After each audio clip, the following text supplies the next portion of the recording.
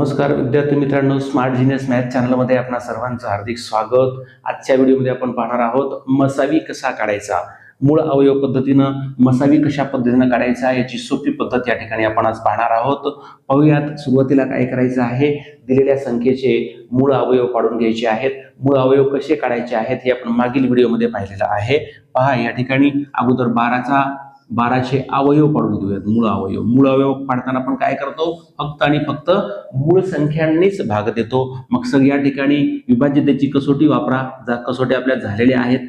या ठिकाणी एकक स्थानी 2 आहे, म्हणजे 2ने निशेष भाग जाणार आहे, म्हणून सर्वात लहान मूळ संख्या 2 घेतली, बेसकून 12, परत 2नेच भाग जातो, बेत्रिक 6, परत कितीने भाग जाणार आहे, 3 ही मूळ संख्या असल्यामुळे 3ने भाग जाईल। आता अगोदर आपण मूळ अवयव काढून घेणार आहोत। नंतर या ठिकाणी 18चे मूळ अवयव काढा।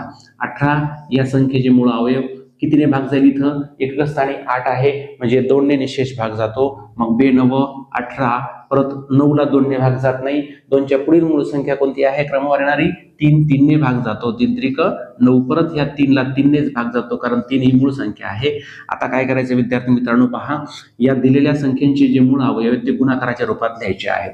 सुरुवातीला कोणती संख्या घेतली आपण, 12चे मूळ अवयव गुणाकार रूप या ठिकाणी लिहूत। 2 2 गुणिले 2 गुणिले 3, 2 गुणिले 2 गुणिले 3। त्याच्यानंतर या ठिकाणी 18चे अवयव कोणते आहेत, 2 गुणिले 3 गुणिले 3, 2 गुणिले 3 गुणिले 3।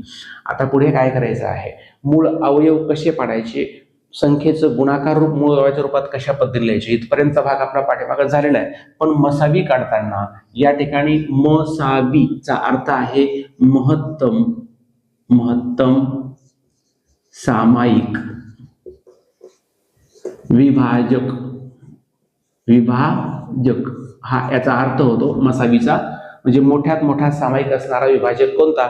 पण आपण या ठिकाणी विभाजक पद्धतीने मसावी कसा काढायचा, त्यामध्ये या ठिकाणी आपण त्या पद्धतीनं तो महत्तम सामायिक विभाजक पाहणार आहोत। आता इथं मूळ अवयव पद्धतीनं आपण मसावी काढत आहोत। मग काय करायचं पहा, यामध्ये सामायिक विभाजक, सामायिक असणारे जे अवयव आहेत ते या ठिकाणी आपण पाहूयात। सामायिक विभाजक कोणते आहेत, पहा इथे सामायिक विभाजक सांगा, इथं 2 आहे, इथं 2 आहे, या ठिकाणी 2 घेऊन टाका।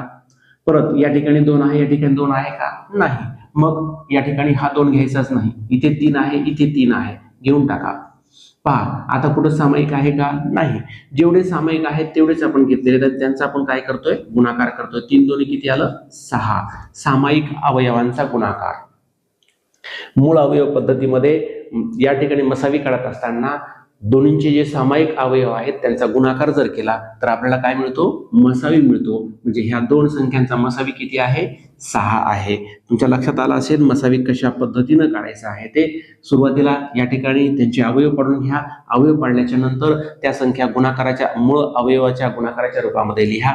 ते लिहिल्यानंतर सारखेच अवयव, या ठिकाणी इथं 2 आहे, इथं 2 आहे, 2 घेतलं, इथं 2 आहे, इथं 2 नाही, इथं 3 आहे, इथं 3 घेतलं, या ठिकाणी 2 गुणिले 3 हे 2च सामायिक आहेत, यांचा काय केला, गुणाकार केला। हा गुणाकार म्हणजे या ठिकाणी काय आहे, मसावी आहे। पुढील उदाहरण विद्यार्थी मित्रांनो तुमच्यासाठी आहे, लिहून घ्या। 24 व 60 यांचा मसावी काढा।